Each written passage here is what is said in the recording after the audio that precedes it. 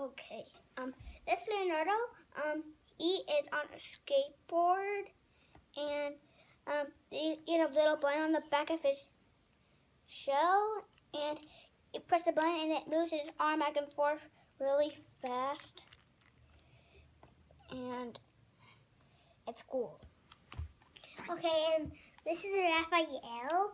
I got him from a garage sale.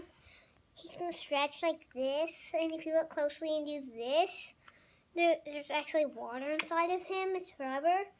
You can put your finger inside of here and let it go like that.